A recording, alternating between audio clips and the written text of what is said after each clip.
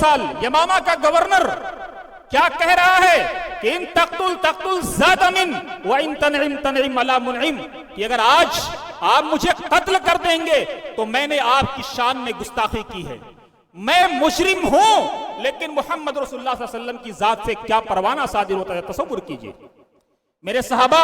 کھانا کھلایا کہ نہیں کھلایا، میرے صحابہ پانی پلایا کہ نہیں پلایا، میرے صحابہ کوئی زیادتی تو نہیں کی، لیکن یہی ثمامہ ابن وصال جب آقا کے گرویدہ ہو جاتے ہیں اور کہتے ہیں کہ رسول اللہ حکم دیجئے کہ ان مکہ کے بدبختوں نے جنہوں نے آپ کو مارا ہے، ستایا ہے، آپ کے ساتھ زیادتیاں کی ہیں، ان کا حقہ اور پانی بند کر دیا جائے۔ آمنہ کے لال کی بارگاہ سے جو جملہ صادر ہوتا ہے تصور کیجئے گا، وہ کہتے ہیں